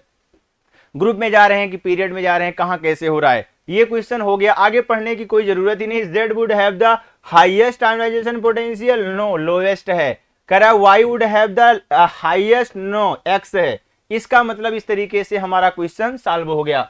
अब हमें कह रहा है which of the following ligand form A chelate. देखो भैया, चिलेट जो होता है हमेशा बाइडेंटेट से स्टार्ट होता है, bidentate, tridentate, tetradentate, pentadentate, hexadentate, यानी chelate is directly proportional to dentate. Dentate मैं वैसे बोल दे रहा हूं, तुम समझ जाना। कहने का मतलब मैं तुम्हें ऐसे रफली समझाना चाह रहा हूं कि जितना ज्यादा डेंटेट होगा उतना ज्यादा चिलेट गुच्छा बनेगा। बात समझ रहे हो, मोनोडेंटेट चिलेट बनाता ही नहीं। तो जाहिर सी बात है, कह रहा है कौन ऐसा लिगेंड है जो हमारा चिलेट बनाएगा, तो या तो फिर बाई हो, ट्राई हो, टेट्रा हो, पेंटा हो, हेक्सा हो, ये सब होते तो सारे के सारे में ये देखते कि कौन सबसे ज्यादा बनाएगा। अब इसका मतलब मोनोडेंटेट ढूंढ लो, जो मोनोडेंटेट के अलावा जो हो वही चिलेट बनाएंगे, कुछ है ही नहीं। एसीटेट है, acetate is the monodentate. Oxalate, ये CO minus, CO minus, this is क्या है, बाइडेंटेट। अगर ये बाइडेंटेट है तो इसका मतलब ये क्या बनाएगा, चिलेट का फॉर्मेशन करेगा। यही ऑप्शन हो गया। साइनाइड, ये हमारा क्या है मेरा भैया, मोनोडेंटेट है। अमोनिया भी हमारा क्या है, मोनोडेंटेट है। ये मोनोडेंटेट वाले चिलेट नहीं बनाते, चिलेट वो बनाते हैं जिनमें क्या होता है, मोनो के अलावा जितने होते हैं सारे के सारे, और जितना जितना डेंटेट हमारा बढ़ता जाएगा उतना उतना हमारा चिलेट बोले तो गुच्छे का फॉर्मेशन ज्यादा बनेगा। ठीक है, ये सब चीजें आपको पढ़ाई गई होगी। तो कौन सा ऑप्शन आ जाएगा, बी वाला ऑप्शन हो जाएगा बेटा। कह रहा है which of the following order of atomic ionic radii is not correct. कह रहा है कौन सा है जो एटॉमिक आयनिक रेडियाई सही नहीं है। आपको मैं बता दूं, रेडियस जो होता है कभी भी कैटायनिक हो और हमारा नॉर्मल हो और एनायनिक हो, तो एनायन की रेडियस हमारी ज्यादा होती है, कैटायन की हमारे नॉर्मल वाले से क्या होती है, कम होती है। इसका मतलब ये वाला ऑप्शन हमारा क्या है, सही है। तो यहाँ पे अगर आप देखते हो, यहाँ पर भी अगर देखो तो यहाँ पे P+3 है, यहाँ P+5 है, तो जितना ज्यादा कैटायन आएगा उतनी ज्यादा रेडियस हमारी छोटी होती चली जाती है। इसका मतलब ये भी बात सही है, ठीक है। अगर मैं यहां पे देखूं मेरा भैया, तो लिथियम है, बेरिलियम है, बोरान है, लिथियम है, बेरिलियम है, बोरान है, रेडियस हमने बताया था आपको हमारे पीरियड में जाने पर घटती है, ठीक है। और क्या कहते हैं, हाँ, ये इसका मतलब ये भी ऑप्शन हमारा क्या है, सही है। और ग्रुप में जाने पर क्या होती है, बढ़ती है। ये भी ऑप्शन हमारा क्या है, सही है। इसका मतलब अगर इसके बारे में नहीं भी पता है तो इसका मतलब लापता वाला ही पता है, इसका मतलब। और वैसे भी तो देखो यहाँ माइनस में है, ये प्लस में है, माइनस के आने से रेडियस हमारी बढ़ जाती है और प्लस के आने से हमारी रेडियस क्या हो जाती है, घट जाती है। ये सब चीजें आपको पढ़ाया गया होगा। तो कौन सा ऑप्शन सही हो जाएगा, बी वाला ऑप्शन हमारा क्या हो जाएगा बेटा, करेक्ट हो जाएगा। Next question, an electrovalent bond or ionic bond is form between. Ionic bond, electrovalent bond केवल हमेशा किसके बीच में बनता है, कैटायन के फॉर्म में हो कोई और एनायन के फॉर्म में कोई हो, तब उनके द्वारा इलेक्ट्रोस्टैटिक फोर्स ऑफ अट्रैक्शन के द्वारा जो बॉन्ड बनता है उसे बोलते हैं ionic bond. Two electronegative element, no. Two metal, no. Electropositive and electronegative atom, yes. Electropositive और इलेक्ट्रो नेगेटिव एलिमेंट के बीच में, ठीक है, एटम के बीच में हमारा आयनिक बॉन्ड का फॉर्मेशन होता है। नेक्स्ट क्वेश्चन कह रहा है क्लोराइड है, फ्लोराइड है, ब्रोमाइड है, आयोडाइड है, correct order of the increasing atomic radii. अगर मैं एटॉमिक रेडियाई की बात करूं तो यहां पर हमारा फ्लोरीन, क्लोरीन, बोरोमीन और क्या है, iodine. Fluoride, chloride, bromide, iodide है। Correct of order of increasing radii. अमा मियाँ कितनी बार बताऊं, रेडियस जैसे जैसे नीचे जाते हैं वैसे वैसे हमारी क्या होती है, बढ़ती है। तो सबसे ज्यादा किसका हो जाएगा, आयोडाइड का, फिर ब्रोमाइड का, फिर क्लोराइड का, फिर क्या होगा, फ्लोराइड का। कौन सा ऑप्शन सही, बी वाला ऑप्शन हमारा क्या हो जाएगा, करेक्ट हो जाएगा। हाँ बेटा, नेक्स्ट क्वेश्चन की बात करेंगे। कह रहा है कि which of the following is not correct. कह रहा है कौन सा हमारा क्या है, यहाँ पे सही नहीं है, ठीक है। क्या सही नहीं है, इसके बारे में हम बात करेंगे। कह रहा है कि कौन ऑर्गेनोमेटेलिक कंपाउंड नहीं है। ऑर्गेनोमेटेलिक कंपाउंड का मतलब होता है जहां पे ऑर्गेनिक के भी कुछ कंपाउंड हो और यानी मॉलिक्यूल इस तरीके से और मेटल के साथ इस तरीके से, नाम से ही पता चल रहा है ऑर्गेनोमेटेलिक कंपाउंड। सिस्प्लेटिन का फार्मूला आपको पता होगा, PTNH3 का होल ट्वाइस होता है, Cl2 होता है, जिसका इस्तेमाल, ठीक है, कैंसर में किया जाता है, सिस्प्लेटिन। यही है हमारा जिसमें ऑर्गेनोमेटेलिक कंपाउंड नहीं है, क्योंकि केवल क्या है, इस तरीके से यहाँ ऑर्गेनिक कंपाउंड कहाँ है, कुछ है ही नहीं है इसमें, तो यही वाला ऑप्शन हो जाएगा। लेकिन आगे भी मैं बता देता हूं, फेरोसिन होता है FeC5H5 का होल ट्वाइस, ये फेरोसिन होता है। और KPtCl3, ठीक है। उसके बाद क्या होता है, C2H4, ये हमारा जो होता है वो हमारा जीसेल साल्ट होता है। इसमें अच्छा, इसमें भी देखो ऑर्गेनिक कंपाउंड मिला, इसमें भी मिला, और ग्रिग्नार्ड रेजेंट तो होता ही है ऑर्गेनोमेटेलिक कंपाउंड RMgX। इसका मतलब हमारा कौन सा ऑप्शन सही हो जाएगा, ए वाला ऑप्शन हमारा क्या हो जाएगा बेटा, करेक्ट हो जाएगा। आगे बढ़ते हैं, नेक्स्ट क्वेश्चन कह रहा है लीजेंट की बात किया जाए तो ये ट्राइडेंटेट, पेंटाडेंटेट, टेट्राडेंटेट, बाइडेंटेट, कैसा डेंटेट है, जो भी दिया हो उसको कली को फूल बना दो। कली को फूल जब बनाओगे तो ये हमारा ये पाओगे, क्या पाओगे, 1 2 3, यहां पे ये CH2 है, CH2 है, और क्या होगा, NH2 होगा। एक लोन पेयर यहां से मिलेगा, ये हमारा CH2 है, CH2 है, और ये हमारा NH2, एक लोन पेयर यहां से मिलेगा, और ये भी हमारा क्या है, CH2 है, CH2 है, और क्या होगा, NH2 होगा। एक लोन पेयर यहां से मिलेगा, एक लोन पेयर यहां से मिला, एक लोन पेयर यहां से, एक लोन पेयर यहां से, एक लोन पेयर ये नाइट्रोजन का। ये कितना डेंटेट हुआ, अगर एक देता है तो मोनो 2 होता है, तो बाई 3 होता है, ट्राई और 4 होता है, तो क्या होता है मेरा भाई, टेट्राडेंटेट। तो कौन सा वाला हो जाएगा, ये टेट्राडेंटेट हो जाएगा। नेक्स्ट क्वेश्चन, क्यों, क्योंकि 4 लोन पेयर ये हमारा क्या करता है, कर सकता है, सेंट्रल एटम को दे सकता है। आगे बढ़ते हैं, in the complex ion CONH3 का होल 6+3, ये ऊपर इस तरीके से होगा, शायद नीचे आ गया है। The ammonia molecules are linked to the central metal ion by. कह रहे अमोनिया मॉलिक्यूल जो है कौन से बॉन्ड के द्वारा इस तरीके से हमारा बंधा होगा। अरे यार ये बताओ, कभी भी यहां पर बात करते हो, ये हमारा सेंट्रल एटम है, ये हमारा कौन है, सेंट्रल एटम है। सेंट्रल एटम ये जो हमारा होता है वो हमारा लीगेंड से ऑलवेज, ठीक है, इस तरीके से बात कर सकते हो। कौन सा बॉन्ड पाया जाता है, कोऑर्डिनेट बॉन्ड पाया जाता है। क्या होगा मेरा भैया, कोऑर्डिनेट बॉन्ड का फॉर्मेशन होता है इनके बीच में। ये याद करना चाहिए तुम्हें, ये सब याद होना भी चाहिए। कोऑर्डिनेट कंपाउंड पढ़ा होगा आपने, ठीक है, 6 अमोनिया लोन पेयर को डोनेट करते हैं। और कभी भी लोन पेयर द्वारा जो हमारा दिया जाता है सेंट्रल एटम को, अगर हमारा कोऑर्डिनेट बांड अकेला होता है तो वो हमारा एज ए सिग्मा के तरीके काम करता है। अगर कोऑर्डिनेट बांड वही हमारा क्या होता है, पाई के साथ होता है, तो वो हमारा एज ए पाई की तरह के लिए बोले तो किसी भी बांड के साथ अगर होगा पाई के साथ ही होगा, तो हमारा कैसे काम करेगा, एज ए पाई बांड के तरीके काम करेगा। तो कहने का मतलब मेरा कह रहा है कि ये कौन से बांड के द्वारा बंधा होगा मेरा भाई, कोऑर्डिनेट बांड के द्वारा बंधा होगा। ठीक है, नेक्स्ट क्वेश्चन, आयनिक यहाँ ये चार्ज वार्ज देख करके, हाँ इनके अलावा अगर जो बाहर कोई होता तो वो आपस में आयनिक बांड के द्वारा जुड़े होते। समझिएगा मेरी बात। अमोनिया के अंदर पूछता तो अमोनिया के अंदर होता है कौन सा, कोवैलेंट बांड, लेकिन हमसे अमोनिया के बीच में और सेंट्रल एटम के बीच में पूछा है, तो सेंट्रल एटम हमारा लोन पेयर को क्या करता है, एक्सेप्ट करता है बाय लीजेंड। तो ये बांड जो बनेगा कौन सा बांड बनेगा, कोऑर्डिनेट बांड बनेगा। Next question, number of bond of SO2 molecule. Sulphur के लास्ट ऑर्बिट में 2 2 4 2 6 हैं। यहां पर double bond oxygen, double bond oxygen, this is the sigma, this is the pi, ये है मेरा भाई पाई। इसका मतलब ये हम अब देख लो, जो हो उसी को लगा दो। 2 सिग्मा 2 पाई, बात सही है, हो सकता है इससे अच्छा कोई ऑप्शन मिल जाए। 2 सिग्मा एंड 1 पाई, नो 1 पाई नहीं 2 पाई है। कह रहा है 2 सिग्मा 2 पाई, यस 1 लोन पेयर, यस। इसका मतलब द बेस्ट ऑप्शन हमें मिल गया।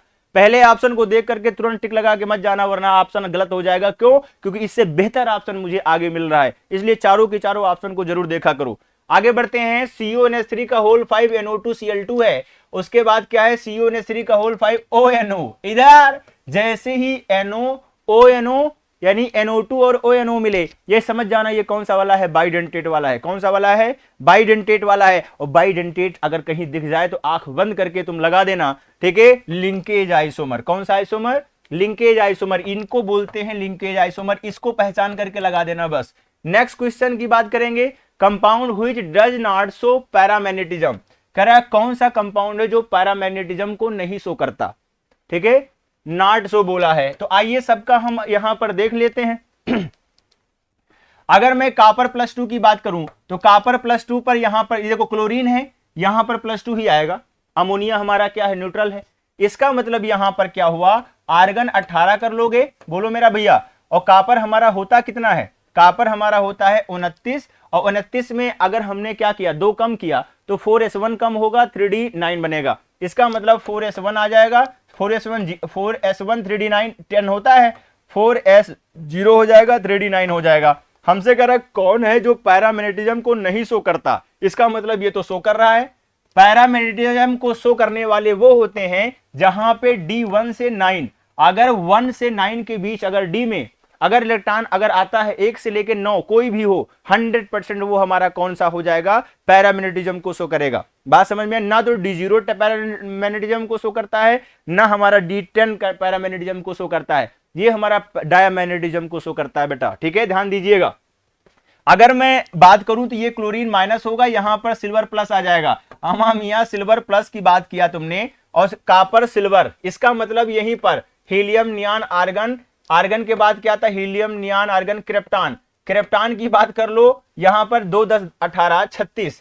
अगर मैं बात करूं 36 हो गया, 5s क्या करोगे यहां पे, ये 5s1 होता है और 3d10 होता है। एक अगर तुमने प्लस लगा दिया तो इसका मतलब 0 हो गया, यहां D10 हो गया, D10 आ गया, इसका मतलब ये कैसा हो गया, डायमैग्नेटिक हो गया। इसका मतलब यही हमारा पैरामैग्नेटिक नहीं है, तो यही ऑप्शन हमें आ गया। लेकिन चलो हम आगे भी ऑप्शन आपको दिखा देते हैं। NO की बात कर लो, यहां पर MOT मॉलिक्यूलर ऑर्बिटल थ्योरी से हम इसको निकालेंगे। नाइट्रोजन 7 होता है, ऑक्सीजन 8 होता है, 7 दूनी 14 1 15 होगा। यहां पे इलेक्ट्रॉन का नंबर 15 हुआ, अगर 15 हुआ तो 100% यहां पर क्या है, यहां पर 14 पर 3 बॉन्ड पेयर आते हैं, याद होना चाहिए आप लोगों को। और डायमैग्नेटिक होता है 15 पर 100% हमारा क्या हो जाएगा, पैरामैग्नेटिक हो जाएगा। अगर आप देखोगे, अरे मेरा आंसर वही मिल चुका है, बस इतना बताऊंगा, इससे ज्यादा नहीं बात करूंगा, वरना बहुत लंबा क्लास हो जाती है और आपको इरिटेशन होता है। और NO2 में यहां पर देखो तो यहां पर 1 2 2 4 इस तरीके से डबल बॉन्ड ऑक्सीजन लगाया। एक इलेक्ट्रॉन हमारा क्या है, ऑर्डर नंबर, एनसीईआरटी में पढ़ा होगा आप लोगों ने, ऑर्डर नंबर ऑफ इलेक्ट्रॉन है, इसलिए ये कैसा होगा, पैरामैग्नेटिक होगा। ये भी पैरा, सारे पैरा, बस खाली यही हमारा कैसा होगा, डायमैग्नेटिक होगा। और हमसे कह रहा है कौन पैरामैग्नेटिज्म नहीं शो करता, इसका मतलब कौन डायमैग्नेटिज्म शो करता है, तो कौन सा वाला हो जाएगा, बी वाला ऑप्शन हो जाएगा। बहुत सिंपल इस तरीके से है, कुछ है नहीं इसमें। आगे बढ़ते हैं। In which cases the energy release minimum, कह रहा है कौन ऐसा केस है जिसमें एनर्जी हमारी सबसे कम रिलीज होती है। एनर्जी रिलीज, जैसे ही एनर्जी रिलीज बोलता है वैसे मेरा दिमाग सनक जाता है। कहां जाता है, इलेक्ट्रॉन एफिनिटी पर। इलेक्ट्रॉन एफिनिटी का मतलब बोल सकते हो इलेक्ट्रॉन गेन इंथैल्पी पर, बोलो मेरा भैया। और इलेक्ट्रॉन गेन इंथैल्पी सबसे कम उसकी होगी जहां पर क्या होगा, फुलफिल्ड हो या हाफ फिल्ड हो, वहां पर वो इलेक्ट्रॉन को लेना नहीं चाहेगा। इलेक्ट्रॉन को जो जितनी आसानी से इलेक्ट्रॉन को एक्सेप्ट करता है उसकी इलेक्ट्रॉन एफिनिटी उतनी ही अच्छी होती है। बात समझ रहे हो। इलेक्ट्रॉन एफिनिटी हमारी पीरियड में जाने पर क्या होती है, बढ़ती है, ग्रुप में जाने पर क्या होती है, घटती है। लेकिन थर्ड पीरियड एलिमेंट की जो हमारी इलेक्ट्रॉन एफिनिटी होती है वो सेकंड वाले से ज्यादा होती है। इतने ज्यादा कोई बात नहीं बोलूंगा मैं, ठीक है। अगर मैं कहूं Cl से Cl माइनस बनाओगे, यस बड़े आसानी से बनेगा, इसकी ज्यादा होगी, बोलो मेरा भाई। फास्फोरस से क्यों, क्योंकि यहां पे P5 होता है, ये P6 बना लेगा, तुरंत कहेगा आओ हम स्टेबल हो जाते हैं। यहां पे क्या है मेरा भैया, P5 है, यहां पे क्या हो जाएगा, P6 हो जाएगा। हाँ, नाइट्रोजन में भी P5 है, देखो भैया दोनों में देखो कैसे फंसाया क्वेश्चन। नाइट्रोजन में भी P5 है, बोलो मेरा भैया। नाइट्रोजन सॉरी P5 नहीं भाई, ठीक है, थोड़ा इतना भी शार्ट मत करो कि तैयारी का पीरियड लॉन्ग हो जाए। इधर देखो, इधर अगर हम यहां पे बात करते हैं तो नाइट्रोजन हमारा क्या होगा, यहां पे P3 होता है। क्या होता है मेरा भैया, P3, ठीक है, हाफ फिल्ड होता है ना, तो ये हमारा P4 हो जाएगा। नाइट्रोजन भी हमारा P3 होता है, ये हमारा P4 हो जाएगा। लेकिन मियां अगर मैं नाइट्रोजन और फास्फोरस में देखूं तो नाइट्रोजन हमारा ज्यादा होगा कि फास्फोरस का, फास्फोरस में ज्यादा होगा कि नाइट्रोजन। तो यहां पे क्या होता है, अगर मैं यहां पे देखूंगा तो नाइट्रोजन के केस में, किसके केस में बेटा, नाइट्रोजन के केस में यहां पे ये हाफ फिल्ड है, और हाफ फिल्ड होने की वजह से इसकी एनर्जी क्या है, सॉरी ऐसे बोल सकते हो, ये इलेक्ट्रॉन को एक्सेप्ट करना गवारा नहीं करेगा, नहीं गवारा करेगा। इसका मतलब क्या है कि एनर्जी यहां पे बहुत कम रिलीज होगी। तो कौन सा ऑप्शन हमारा हो जाएगा, ये सी वाला ऑप्शन हमारा क्या हो जाएगा, क्लियर हो जाएगा, ठीक है। या समझ में अच्छे से आ जाना चाहिए। यहां पे इस तरीके से, यहां तो सबसे ज्यादा होगी, क्यों ज्यादा होगी, अरे क्लोरीन है भाई, P5 से P6 बन रहा है। और रही बात कार्बन में, कार्बन तो हमारा P4 होता है, ये P4 से P3 होगा, ठीक है, बात समझ रहे हो ना। तो यहां पे इस तरीके से यहां पर भी ज्यादा होगा, क्यों, क्योंकि ये हमारा सॉरी P2, ये P2 से क्या बनेगा, P3 बनेगा, और P3 बनेगा तो स्टेबल हो जाएगा। इसका मतलब यहां पर भी एनर्जी ज्यादा हमारी क्या होगी, रिलीज होगी, बोलो मेरा भैया। तो रिलीज एनर्जी का कॉन्सेप्ट यहां से आता है जहां पे वो इलेक्ट्रॉन एफिनिटी हमारी कम हो, यानी इलेक्ट्रॉन को एक्सेप्ट करना ना चाहता हो, तो वो ऑप्शन हमारा द बेस्ट ऑप्शन कौन सा हो जाएगा, सी वाला ऑप्शन हमारा हो जाएगा। फिर आगे बढ़ते हैं, ये देख लिया, आगे बढ़ते हैं।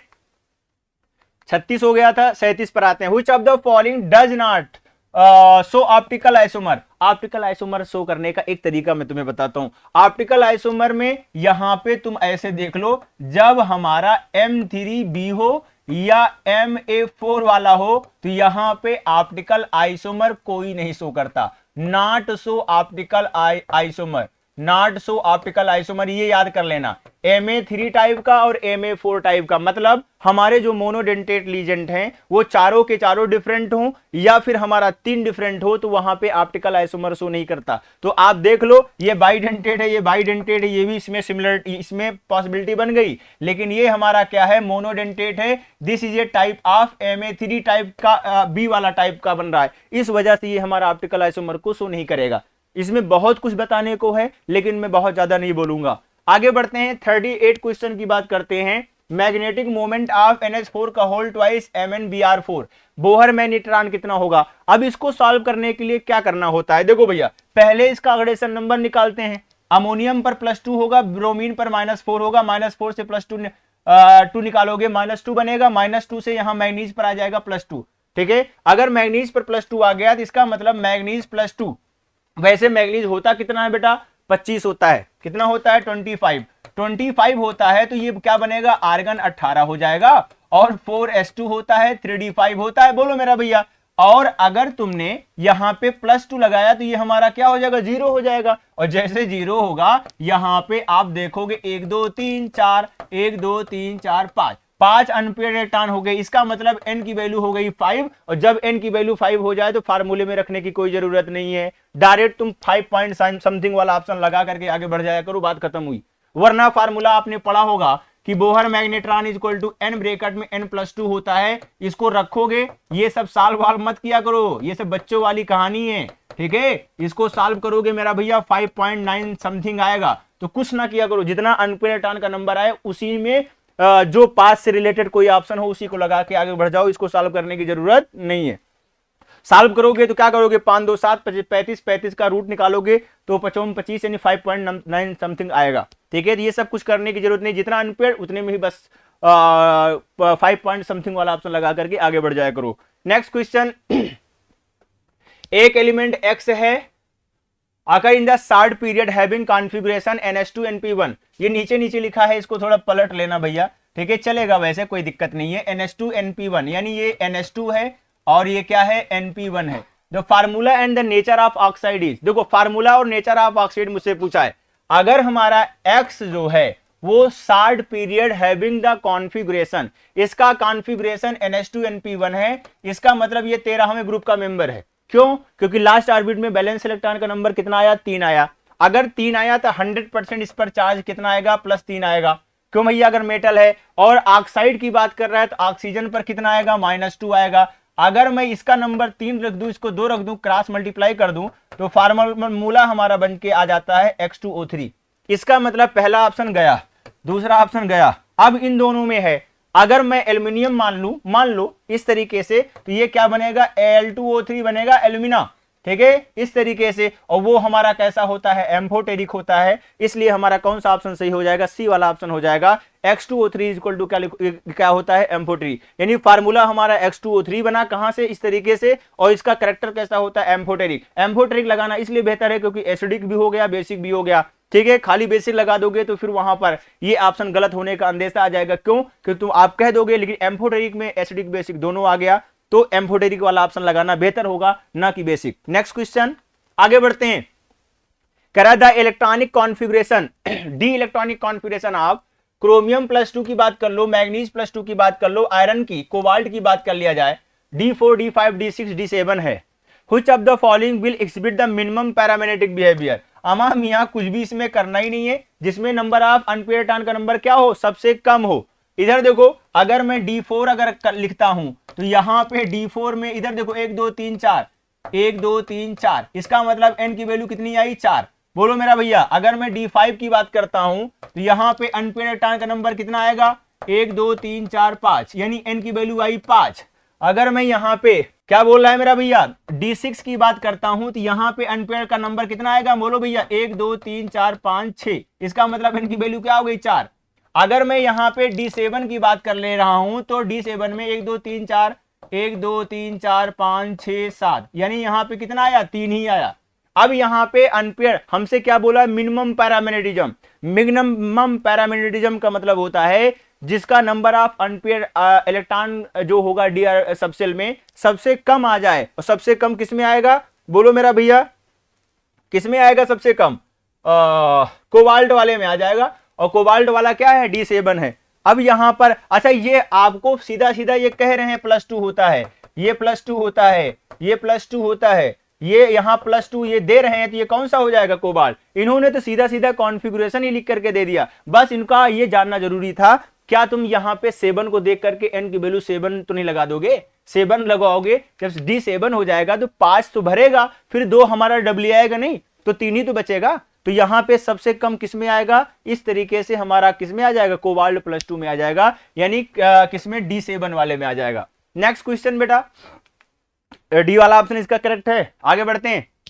कह रहा है which of the following combination of will have highest polarisation. अमाम यहां पोलराइजेशन, अगर मैं भाईजान रूल की बात करूं, पोलराइजेशन डायरेक्टली प्रोपोर्शनल टू किसके होता है, charge directly proportional to radius of anion, inversely proportional to radius of cation. समझ में यार बात आ रही है। जिसका चार्ज सबसे ज्यादा होगा वो पॉजिटिव वाला हो या निगेटिव वाला हो, इससे हमें लेना देना नहीं है। जिसका चार्ज ज्यादा हो, आप चार्ज पहले इधर देखो, एनायन के चार्ज को तो देखना नहीं है, रेडियस के एनायन को हमें देखना नहीं है, कुछ भी एनायन का नहीं देखना है क्योंकि सब कुछ सेम है। हमें देखना है सिर्फ कैटायन के चार्ज को। ये कैटायन का चार्ज यहाँ +4 है, इसका मतलब 100% कौन सा ऑप्शन हमारा सही हो जाएगा? बी वाला ऑप्शन हमारा क्या हो जाएगा? करेक्ट हो जाएगा। Next question, formula of the hexa aqua manganese second phosphate is. देखो जो बोल रहा है उसको सुनो। कह रहा है हेक्सा मतलब 6, aqua मतलब वाटर, मैग्नीज है, सेकंड का मतलब क्या आएगा? ऑक्सीडेशन नंबर 2 आएगा, फास्फेट इसका मतलब हमारा कोऑर्डिनेशन स्फीयर के बाहर है।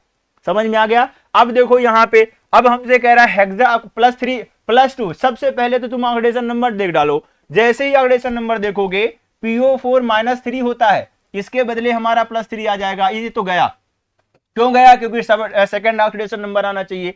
तो यहाँ पे देखो जो दूसरे का नंबर होता है, जो हमारा दूसरे का नंबर होता है वो मेरा पहले वाले का चार्ज हुआ करता है, और जो पहले वाले का नंबर है वो दूसरे वाले का चार्ज हुआ करता है। तो ये +2 खिसक करके यहां आ जाएगा। बोलो मेरा भैया। अच्छा, इस केस में अगर बात किया जाए तो यहीं पर हमारा क्लियर हो जा रहा है। हेक्सा aqua, उसके बाद क्या है मेरा भाई? मैग्नीज सेकेंड, हेक्सा aqua, उसके बाद क्या है? Manganese second phosphate. इसका मतलब हमारा कौन सा ऑप्शन सही हो जाएगा? इस तरीके से। अच्छा, यहां पे 3 आ जाएगा, तो इसका मतलब ये भी हमारा +3 यहां आ जा रहा है। अगर +3 इस तरीके से आ जा रहा है तो ये भी हमारा यहां पर क्या आएगा? ये +3 आ जाएगा। यहां पे देखा जाए तो PO4 -3 है, अगर यहां पर इधर आते हो तो इधर 1 आ जाएगा, अगर 1 आया तो +1। इसका मतलब कौन सा ऑप्शन हमारा सही हो जाएगा? सी वाला ऑप्शन सही हो जाएगा। हेक्सा 6, aqua पानी, यानी क्या कहते हैं? मैग्नीज आया, और सेकंड ऑक्सीडेशन नंबर फास्फेट। इस तरीके से कौन सा ऑप्शन हमारा सही हो जाएगा बेटा? सी वाला ऑप्शन हमारा क्या हो जाएगा? करेक्ट हो जाएगा। ठीक है, नेक्स्ट क्वेश्चन की बात करते हैं हम लोग। Correct order of covalent character of alkaline earth metal. Covalent character पूछा है। यहाँ कोवेलेंट कैरेक्टर भाईजान rule. Covalent character directly proportional to किसके होता है? चार्ज के होता है। अब यहाँ पे चार्ज अगर सेम है, हमने कहा चार्ज अगर सेम है, inversely proportional to radius of anion, directly proportional to radius of क्या? कैटायन। इस तरीके से आप देख सकते हो। अब यहाँ पे आप देख रहे हो तो बेरिलियम +2, मैग्नीशियम +2, कैल्शियम +2, स्ट्रांसियम +2। लेकिन जहां पे देखो सब पे चार्ज सेम है, सब पे चार्ज क्या है? सेम है। चार्ज से नहीं देख सकते, रेडियस ऑफ एनायन से भी नहीं देख सकते, रेडियस ऑफ कैटायन से देखेंगे। और रेडियस ऑफ कैटायन हमारा यहाँ पे थोड़ा सा देख लो भैया, यहाँ थोड़ी जगह कम है, इधर लिख देते हैं वरना कहोगे क्या कर दिया। इधर देखो, अगर मैं यहाँ पे बात करूं, कोवैलेंट कैरेक्टर जो होता है वो डायरेक्टली प्रोपोर्शनल टू किसके होगा बेटा? चार्ज के होगा। Directly proportional radius of anion, inversely proportional to radius of cation. तो रेडियस ऑफ कैटायन जिसका कम उसका कोवैलेंट कैरेक्टर क्या होगा? ज्यादा होगा। रेडियस ऑफ कैटायन सबसे कम किसका है? बेरिलियम का है। तो बेरिलियम +2 वाले में यही वाला ऑप्शन ही मिल रहा है। ये हमारा बेरिलियम, फिर मैग्नीशियम, कैल्शियम, स्ट्रांसियम, सी वाला ऑप्शन हमारा क्या हो जाएगा? करेक्ट हो जाएगा। क्यों? क्योंकि जैसे जैसे हम नीचे जाएंगे वैसे वैसे हमारी रेडियस बढ़ेगी, और रेडियस बढ़ेगी तो कोवैलेंट कैरेक्टर हमारा क्या होगा? घटेगा। और कोई तरीका ही नहीं इसको निकालने का, चार्ज के द्वारा हम निकाल ही नहीं सकते क्योंकि चार्ज तो सबका सेम है। ठीक है, अब हमें हमारे पास एनायन की रेडियस हमारी नहीं हो सकती, क्लोराइड है। अब हमारे कैटायन की रेडियस की बात करेंगे, कैटायन की रेडियस के जरिए हम इस तरीके से निकाल सकते हैं। ठीक है, आगे बढ़ते हैं। नेक्स्ट क्वेश्चन बेटा जल्दी से देखो। कह रहा what is the effective atomic number of the निकल इन NiCO का होल 4। देखो, इफेक्टिव एटॉमिक नंबर निकालने के लिए होता है एटॉमिक नंबर। ठीक है, क्या होता है मेरा भैया? Atomic number. ठीक है, इसको थोड़ा शॉर्टकट में हम लिख देते हैं तो बेहतर होगा, वरना फिर लंबा हो जाएगा। इफेक्टिव एटॉमिक नंबर क्या होगा? एटॉमिक नंबर हमारा होता है, क्या होगा? एटॉमिक नंबर यानी Z माइनस क्या होगा? Oxidation number. ये हो जाएगा +2 इंटू क्या होता है यहाँ पे? Coordination number. इस तरीके से बात कर सकते हो। अगर मैं यहाँ पे बात करूं तो निकल की बात किया जाए तो हमारा आयरन होता है 26, कोबाल्ट 27 होगा, निकल हमारा क्या होगा? 28। यहाँ 28 हो जाएगा, ऑक्सीडेशन नंबर 0 होगा। बोलो मेरा भाई, +2 इंटू, अगर मैं बात करूं यहाँ पे तो कोऑर्डिनेशन नंबर हमारा कितना है? यहाँ पे 4 है, तो यहाँ पर आ जाएगा 28 और प्लस 4 दूनी 8, 28 और 8 कितना आ जाएगा? 36। इसका मतलब कौन सा ऑप्शन आ जाएगा हमारा? 36 वाला ऑप्शन हमारा क्या हो जाएगा? सही हो जाएगा। 28 2 30 6 36 आ जाएगा। क्लियर हुआ? क्या बताया? Atomic number minus oxidation number +2 into coordination number. Coordination number का मतलब ये हुआ मोनोडेंटेट के हिसाब से लेना होता है, जो भी हमारा दिया होगा, फिलहाल मोनोडेंटेट जो भी है, कहने कोबाल्ट हमारा मोनोडेंटेट है। Which of the following species is hypervalent? Hypervalent वो होते हैं जो हमारे ऑक्टेट 8 इलेक्ट्रॉन से हमारा इलेक्ट्रॉन का नंबर क्या आ जाए, ज्यादा आ जाए। अगर 8 इलेक्ट्रॉन से नंबर हमारा बैलेंस इलेक्ट्रॉन का नंबर 8 इलेक्ट्रॉन से अगर ज्यादा आ जाता है तो उसे बोलते हैं हाइपरवैलेंट। जैसे अगर मैं यहां पे देखूं तो हाइपरवैलेंट होने का 2, 2, 4, 2, 6 और 1, 7 है। अगर मैं बात करूं यहां पे देखो भैया, double bond oxygen, double bond oxygen, double bond oxygen, इस तरीके से हमारा यहां पे आ जाएगा। क्लियर है? तो इस तरीके से अगर मैं यहां पे इलेक्ट्रॉन का नंबर देखूंगा तो 2, 2, 4, 2, 6, 2, 8, 2, 10, 2, 12, 2, 14, इस तरीके से। इसका मतलब ऑक्टेट रूल को फॉलो नहीं किया, 8 से ज्यादा हो गया, इसका मतलब ये हमारा क्या है, हाइपरवैलेंट है। अगर मैं BF3 को देखूं, इसको थोड़ा सही कर लेना मेरा भैया, ये फ्लोरीन है, ये फ्लोरीन है, ये हमारा क्या है, फ्लोरीन है। अगर सेंट्रल एटम में देखूंगा तो कितना इलेक्ट्रॉन हुआ, 6 इलेक्ट्रॉन हुआ, क्योंकि एक बॉन्ड में 2 इलेक्ट्रॉन का शेयरिंग होती है। CO3-2 है, तो डबल बॉन्ड ऑक्सीजन O- और क्या है मेरा भाई, O-, ये CO3-2 है भैया, थोड़ा ध्यान दीजिएगा। और ये हमारा क्या है, CO4-2 है, थोड़ा सा करेक्शन है, देख लेना। तो यहां पर भी हमारा क्या है, यहां तो ऑक्टेट हमारी चलो पूरा है, यहां SO4 में देखो तो double bond oxygen, double bond oxygen O- और O- है। अगर मैं इलेक्ट्रॉन को देखूं तो 2, 2, 4, 2, 6, 2, 8, 2, 10, 2, 12, कितना हो जा रहा है, 12 इलेक्ट्रॉन हो जा रहा है। अगर 12 इलेक्ट्रॉन हो जा रहा है तो इसका मतलब हमारे ऑक्टेट रूल को क्या किया, फॉलो नहीं किया। और फॉलो ना करना इसका मतलब ये वाला हो जाएगा, ये वाला पहला और तीसरा वाला ऑप्शन लगा दो, बी वाला ऑप्शन हमारा क्या हो जाएगा। कह रहा है पहली आयोनाइजेशन एनर्जी, दूसरी आयोनाइजेशन एनर्जी मैग्नीशियम का, मैग्नीशियम की पहली आयोनाइजेशन एनर्जी हमारी 178 है और दूसरी आयोनाइजेशन एनर्जी हमारी क्या है मेरा भैया, 348 है। ठीक है, किलो कैलोरी क्या है मेरा भैया, किलो कैलोरी, किलो कैलोरी इस तरीके से दिया गया है। ठीक है, जो भी दिया गया है, कह रहा है आगे बढ़िए, किलो कैलोरी पर मोल।